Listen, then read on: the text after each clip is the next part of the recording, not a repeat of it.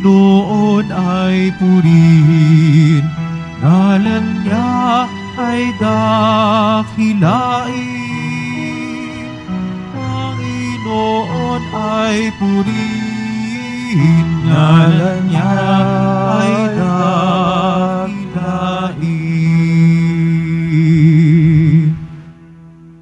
Sa ngalan ng Ama at ng Anak at ng Espiritu Santo. Amen. Sumainyo ang Panginoon. At sumaiyo rin.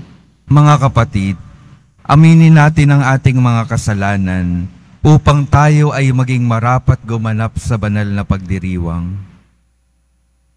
Inaamin ko. Sa makapangyarihang Diyos at sa inyo mga kapatid, na lubha akong nagkasala sa isip, sa salita at sa gawa, at sa aking pagkukulang. Kaya isinasamo ko sa mahal na Birheng Maria, sa lahat ng mga anghel at mga banal, at sa inyo mga kapatid na ako'y panalangin sa Panginoong ating Diyos. Kaawaan tayo ng makapangyarihang Diyos, patawarin tayo sa ating mga kasalanan, at patnubayan tayo sa buhay na walang hanggan. Amen. Panginoon, kaawaan mo kami. Panginoon, kaawaan mo kami. Kristo, kaawaan mo kami. Kristo, kaawaan mo kami. Panginoon, kaawaan mo kami. Panginoon, kaawaan mo kami. Manalangin tayo.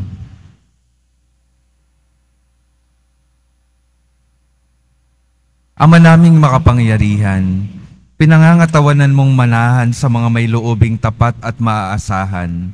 Sa kagandahang loob mo kami naway makapamuhay bilang mga mapalad na maging iyong tahanan sa pamamagitan ni Hesukristo kasama ng Espiritu Santo magpasawalang hanggan. Amen. Magsiupo po ang lahat. Ang simula ng sulat ni Apostol Santiago. Mula kay Santiago, alipin ng Diyos at ng Panginoong Hesukristo. Ipinaaabot ko ang aking pagbati sa mga hinirang ng Diyos, mga hinirang na nasa iba't ibang bansa.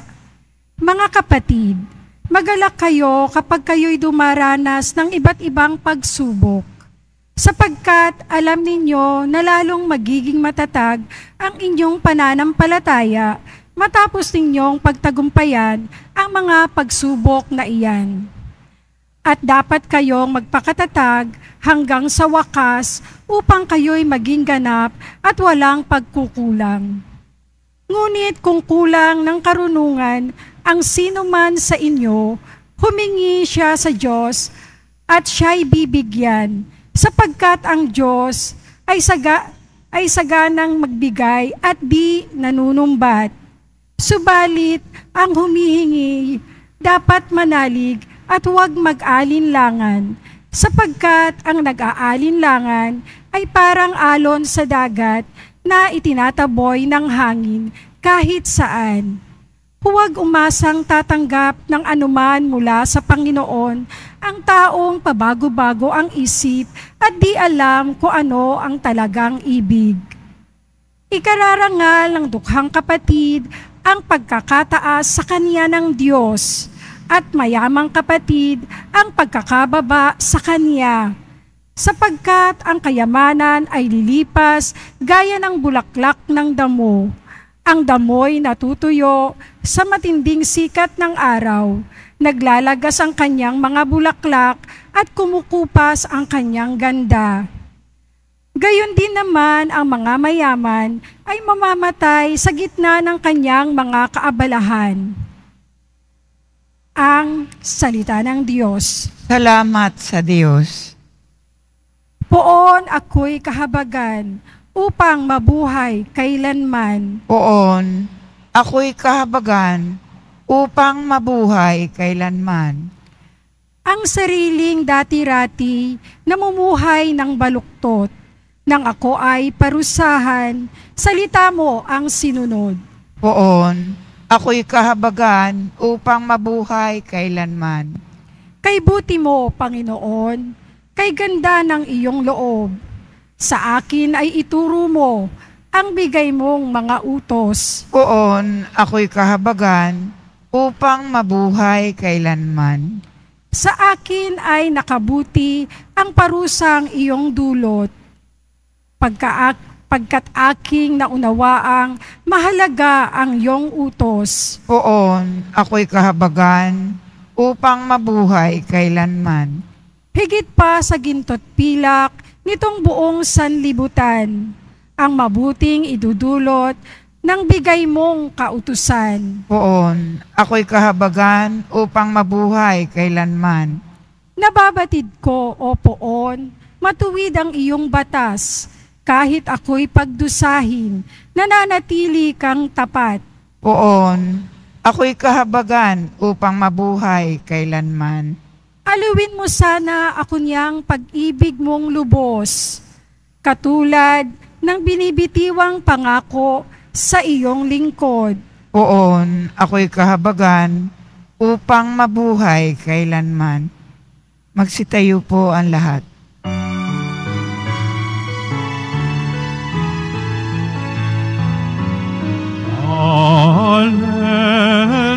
Alleluia, alleluia, alleluia, alleluia.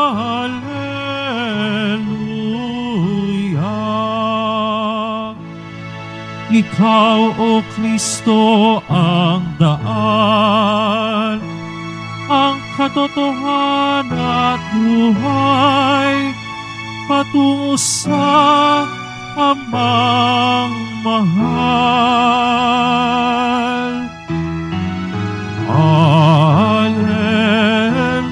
Alleluia, alleluia, alleluia,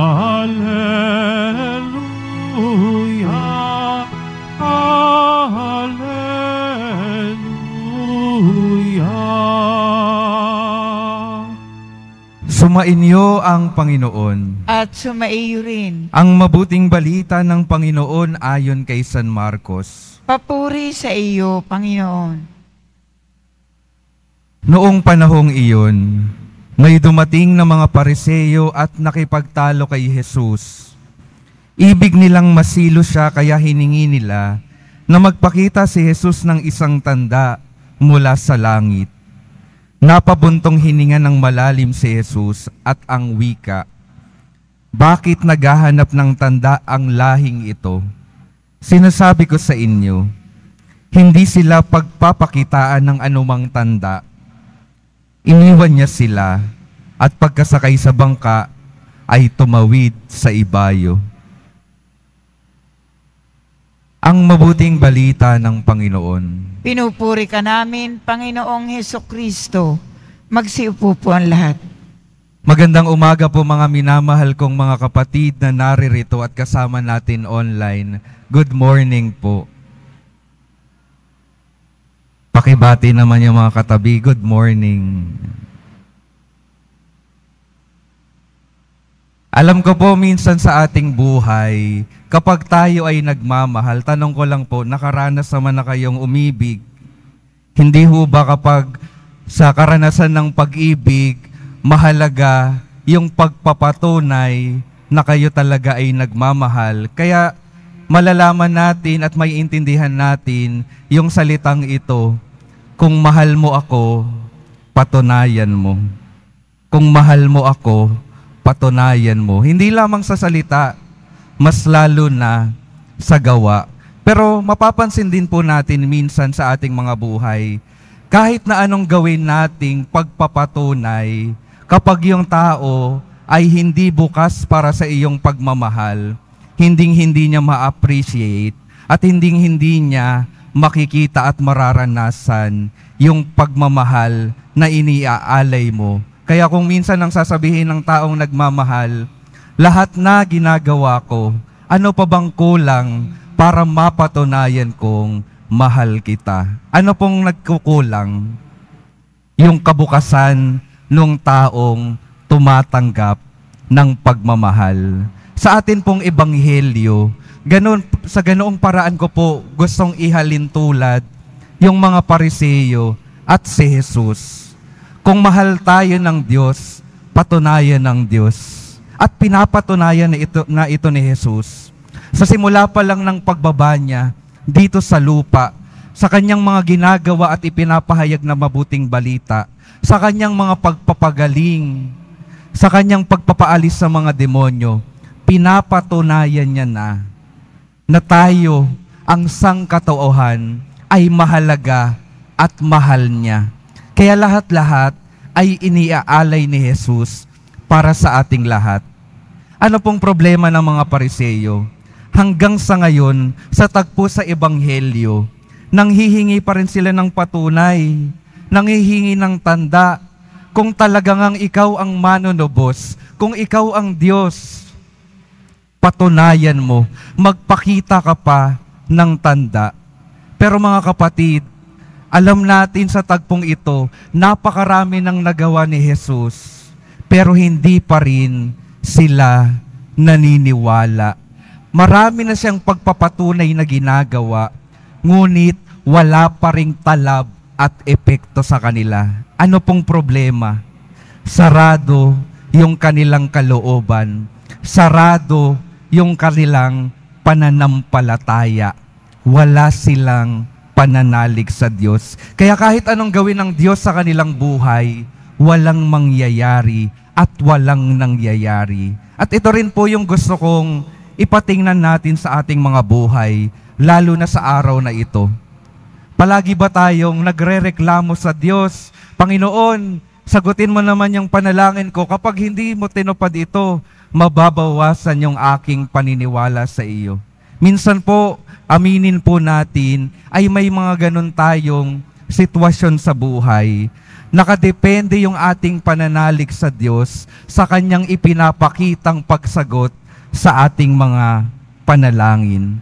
Pero ang gustong ituro sa atin ng ating Panginoon sa araw na ito, huwag tayong nakadepende sa mga ibinibigay. Kasi minsan yung ating hinihiling sa Diyos, hindi naman talaga makakabuti sa atin. Kaya yung Diyos, hindi palaging ibinibigay yung ating mga kahilingan. Ano pong imbitasyon ng ating Panginoon? Sa lahat ng pagkakataon ng ating buhay, may ibigay man o walang ibigay, ilagay natin yung paniniwala at pagtitiwala natin sa Diyos at ibigay nawa ng Diyos kung ano yung nararapat at sapat para sa ating mga buhay. Iniimbitahan tayo ng Diyos na magkaroon ng totoong pananalig at pananampalataya sa Kanya.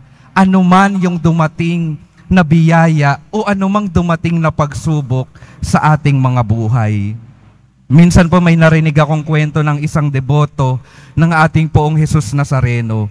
Sila ay mag-asawa na ngayon. Dati sila ay mag-girlfriend at mag-boyfriend pa lamang. Maraming dumating na pagsubok sa buhay nila nung sila ay nagdedebosyon sa ating Poong Jesus Nazareno. Dumating yung pagkakataon na hiling ng babae, pumasa sa board exam. Hiling nung lalaki, makapasok sa kanyang gustong eskwelahan. At nagkaroon pa ng maraming problema sa kanilang pamilya. Tapos, nung dumating na raw yung result ng board exam, hindi pumasa yung babae. Hindi rin natanggap yung lalaki sa gusto niyang pasukan na eskwelahan. Sa tagpong iyon, sa ibang mga tao, pwede na silang magtampo sa Diyos. Panginoon, di mo pinapakinggan yung aking panalangin, lalayo na ako sa iyo. Pero anong ginawa nila? Patuloy na nagtiwala at nanalig sa ating Panginoon. Naniwala sila na sinasabi nila, merong tamang panahon sa lahat ng bagay.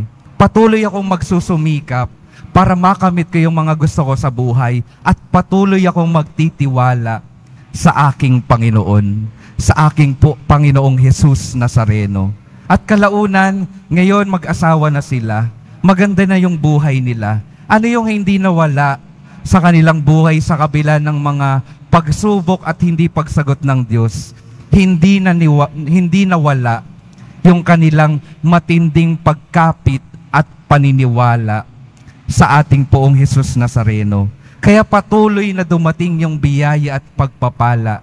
Patuloy na nakakaranas sila ng pagtataguyod ng ating Panginoon. At ito po yung patuloy na paanyaya sa atin. Patuloy na kumapit ng buong pananampalataya sa ating Poong Jesus Nazareno.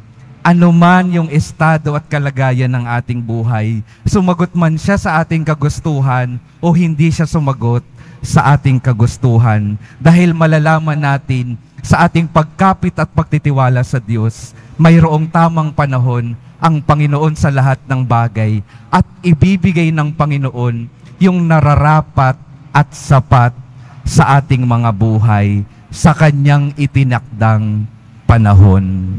Amen. Magsitayo po ang lahat.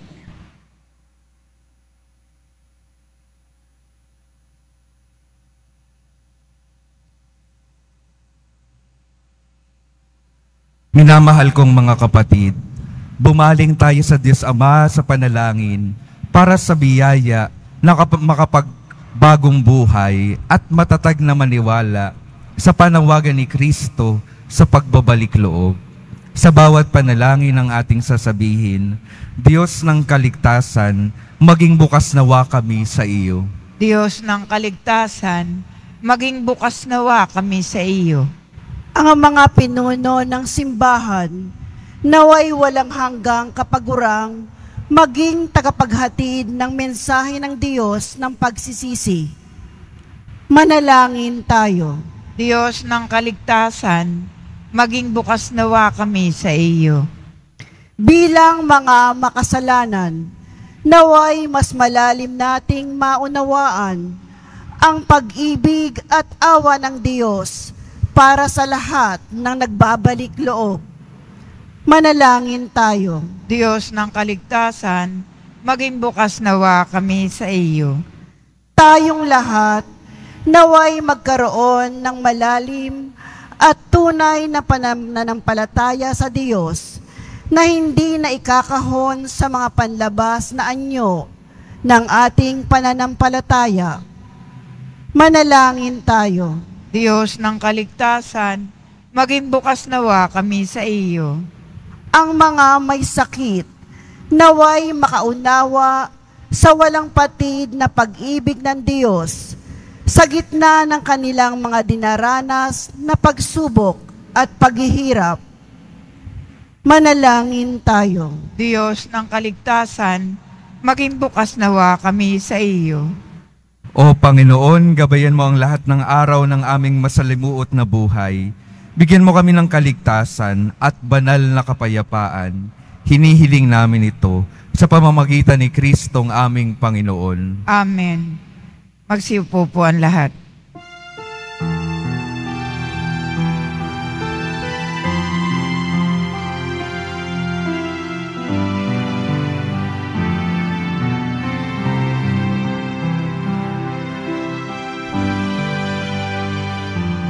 Itong alak at tinapay ay handog sa iyo, Ama. Ito'y bunga ng aming gawang iyong pinagpala. Sumasamo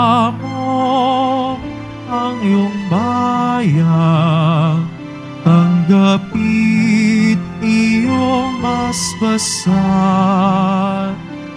na sa amin maging tunay na katawat dugo ng iyong anak. Magsitayo po ang lahat. Manalangin kayo mga kapatid upang ang paghahain natin ay kalugdan ng Diyos Amang makapangyarihan. Tanggapin nawa ng Panginoon itong paghahain sa iyong mga kamay, sa kapurihan niya at karangalan, sa ating kapakinabangan at sa buong sambayanan niyang banal. Ama naming lumikha, kami naway dalisayin at panibaguhin ng aming gaganaping paghahain. Kami naway itaguyod ng gagawin naming ito sa pagnanais naming sundin ang loob mo, sa pamamagitan ni Hesukristo, kasama ng Espiritu Santo, magpasawalang hanggan. Amen. Sumainyo ang Panginoon. At sumaiyo rin. Itaas sa Diyos ang inyong puso at diwa. Itinaas na namin sa Panginoon. Pasalamatan natin ang Panginoong ating Diyos. Marapat na siya ay pasalamatan. Ama naming makapangyarihan, tunay ngang marapat na ikaw ay aming pasalamatan. Pinagbibigyan mong ito'y aming maihayag, kahit na ito'y walang anumang maidaragdag.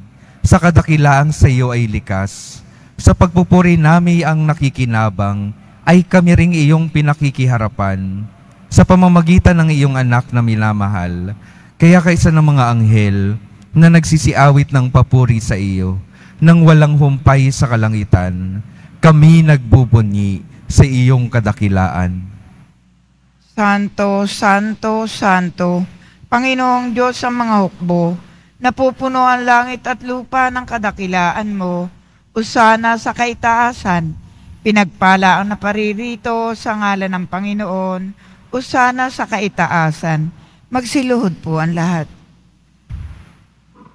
Ama naming banal, ikaw ang bukal ng tanang kabanalan, kaya't sa pamamagitan ng iyong Espiritu, gawin mong banal ang kaloob na ito, upang para sa amin, maging katawan at tugo ng aming Panginoong Hesukristo. Bago niya pinagtiis ang kusang loob na maging handog, hinawakan niya ang tinapay, pinasalamatan kaniya, pinaghati-hati niya iyon, iniabot sa kanyang mga alagad at sinabi, "Tanggapin ninyong lahat ito at kanin. Ito ang aking katawan na ihahandog para sa inyo."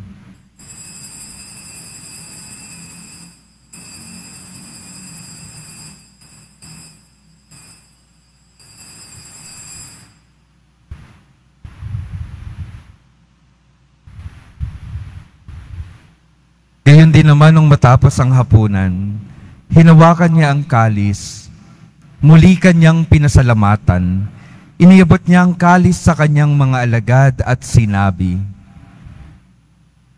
"Tanggapin ninyong lahat ito at inumin. Ito ang kalis ng aking dugo, ng bago at walang hanggang tipan. Ang aking dugo na ibubuhos para sa inyo at para sa lahat, sa ikapagpapatawad ng mga kasalanan. Gawin ninyo ito sa pag-alala sa akin."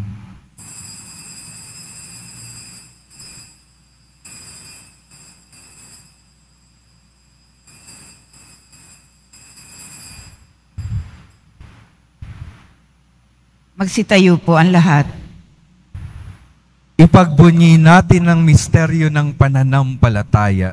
Si Kristo'y namatay, si Kristo'y nabuhay, si Kristo'y babalik sa wakas ng panahon. Ama, ginagawa namin ngayon ang pag-alala sa pagkamatay at muling pagkabuhay ng iyong anak. Kaya't iniaalay namin sa iyo ang tinapay na nagbibigay buhay at ang kalis na nagkakaloob ng kaligtasan. Kami nagpapasalamat dahil kami iyong minarapat na tumayo sa harap mo para maglingkod sa iyo. Isinasama namin kaming magsasalo-salo sa katawan at dugo ni Kristo ay mabuklod sa pagkakaisa sa pamamagitan ng Espiritu Santo. Ama, lingapin mo ang iyong simbahang laganap sa buong daigdig. Puspusin mo kami sa pag-ibig, kaysa ni Francisco na aming Papa, at ni Jose na aming Obispo, at ng Tanang Kaparian. Alalahanin mo rin ang mga kapatid naming nahimlay, nang may pag-asang sila'y muling mabubuhay, gayon din ang lahat ng mga pumanaw. Kaawaan mo sila at patuloyin sa iyong kaliwanagan. Kaawaan mo at pagindapatin kaming lahat na makasalo sa iyong buhay na walang wakas. Kaysa ng mahal na Birheng Maria na Ina ng Diyos, ng kabiyak ng puso niyang si San Jose, kaysa ng mga apostol ni San Juan Bautista at ng lahat ng mga banal na namuhay dito sa daigdig ng kalugod-lugod sa iyo. Maipagdiwang nawa namin ang pagpupuri sa ikararangal mo sa pamamagitan ng iyong anak na aming Panginoong Hesukristo. Sa pamamagitan ni Kristo, kasama niya at sa Kanya, Ang lahat ng parangal at papuri ay sa iyo, Diyos Amang makapangyarihan, kasama ng Espiritu Santo, magpa sa walang hanggan. Amen.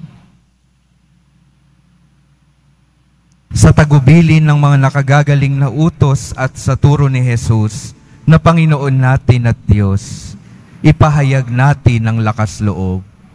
Ama namin, Amen. Sumasalangit ka, sambahin ang ngalan mo, mapasa amin ang kaharian mo, sundin ang loob mo dito sa lupa para nang sa langit. Bigyan mo kami ngayon ng aming kakanin sa araw-araw, at patawarin mo kami sa aming mga sala, para ng pagpapatawad namin sa nagkakasala sa amin. At huwag mo kaming ipahintulot sa tukso, at iadya mo kami sa lahat ng masama. hinihiling namin kami yadya sa lahat ng masama, pagkalooban ng kapayapaan na araw-araw, iligtas sa kasalanan at ilayo sa lahat ng kapahamakan, samantalang aming pinananabikan ang dakilang araw ng pagpapahayag ng tagapagligtas naming si Hesukristo. Sapagkat iyo ang kaharian at ang kapangyarihan at ang kapurihan magpakailanman. Amen. Panginoong Hesukristo, sinabi mo sa iyong mga apostol, kapayapaan ang iniiwan ko sa inyo, ang aking kapayapaan ang ibinibigay ko sa inyo. Tunghayan mo ang aming pananampalataya at huwag ang aming pagkakasala. Pagkalooban mo kami ng kapayapaan at pagkakaisa, ayon sa iyong kalooban, kasama ng Espiritu Santo, magpa sa walang hanggan. Amen. Ang kapayapaan ng Panginoon ay laging sumainyo. At sumaiyo rin. Magbigayan kayo ng kapayapaan sa isa't isa. Kordero ng Diyos na nag-aalis ang mga kasalanan ng sanlibutan, maawa ka sa amin. Kordero ng Diyos na nag-aalis ng mga kasalanan ng sanlibutan, maawa ka sa amin. Kordero ng Diyos na nag-aalis ng mga kasalanan ng sanlibutan, ipagkaloob mo sa amin ang kapayapaan. Magsiluhod po ang lahat.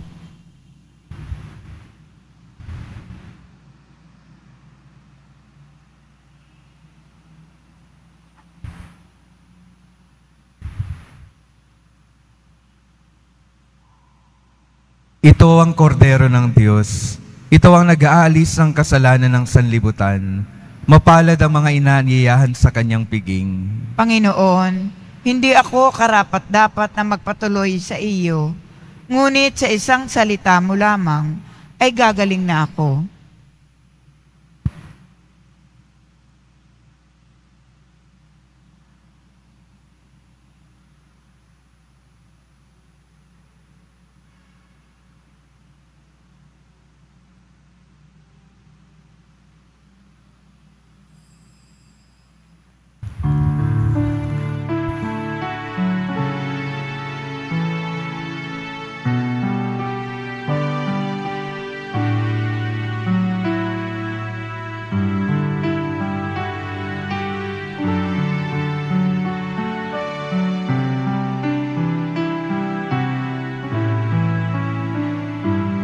Sa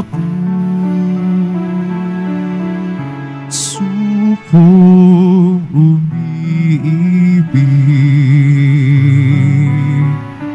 walang nananalig,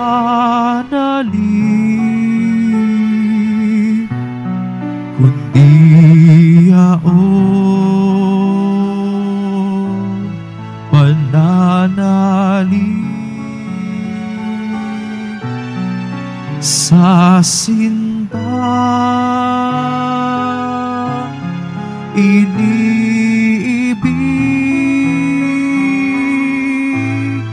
hindi ka man masilayan at init mo'y maglaho ng tuluyan. Pag-ibig ko sa'yo at katapatan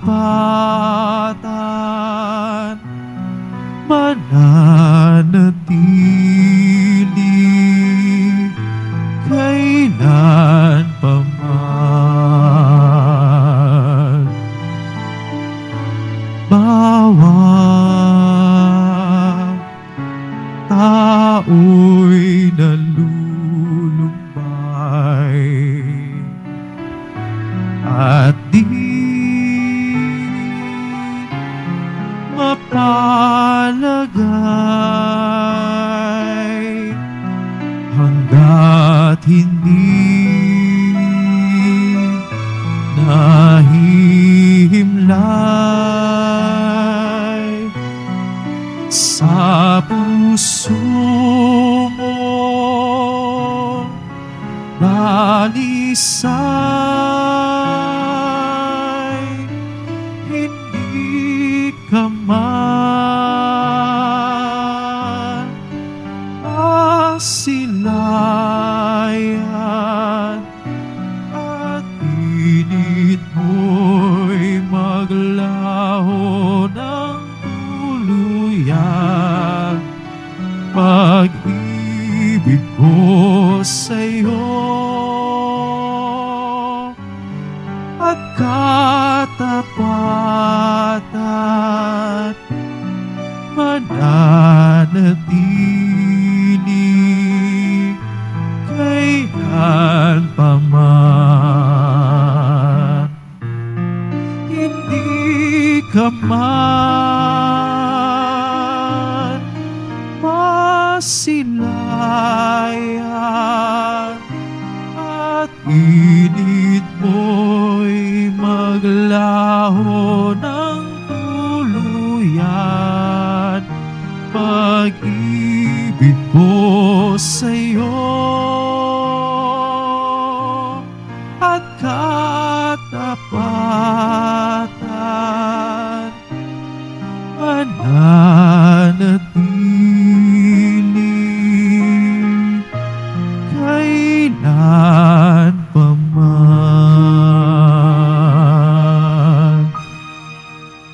Magsitayo po ang lahat. Manalangin tayo. Ama naming mapagmahal, kaming pinapagsalo mo sa banal na pakikinabang, ay gawin mong laging manabik na pagsaluhan ang kaloob mong ito sa aming ikabubuhay, sa pamamagitan ni Jesucristo, kasama ng Espiritu Santo, magpa sa walang hanggan. Amen. Sumainyo ang Panginoon. At sumaiyo rin. Mahal na poong Jesus Nazareno, inihayag mo sa pamamagitan ng krus ang walang maliw na pag-ibig ng Diyos sa sangkatauhan. Pakinggan mo ang kahilingan ng iyong angkan na nagsusumamo sa iyo. Makamtanawa nila ang iyong katugunan at tanggapin ang kasagutan na may utang na loob na tinatanaw. Basbasan din po ninyo ang mga daladala nilang mga imahen at dasalan sa pamamagitan ng bendisyon na ito, naway maalala nila ang mga pangako nila noon sa binyag, na ikaw ang kanilang iibigin at paglilingkuran bilang Panginoon magpasawalang hanggan. Amen. At pagpalain kayo ng makapangyarihang Diyos, Ama, Anak at Espiritu Santo. Amen. Humayo kayong mapayapa, taglay ang pag-ibig ng poong Jesus Nazareno. Salamat sa Diyos.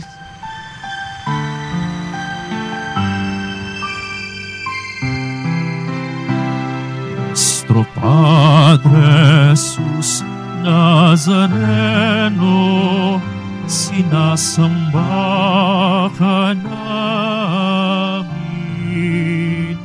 pinipinto ka namin, aral mo ang aming buhay at kalikasan. Nuestro Padre Jesus Nazareno, iligtas mo kami sa kasalanan. Ang krus mong kinamatayan ay sagisag ng aming kaligtasan. Nuestro Padre Jesus Nazareno, dinarangal ka namin.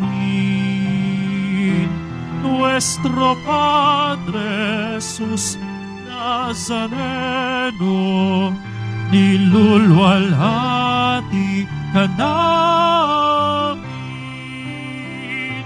Nuestro Padre Jesus Nazareno, dinarangal ka namin. Nuestro Padre Jesus Nazareno, nilulwalhati ka namin.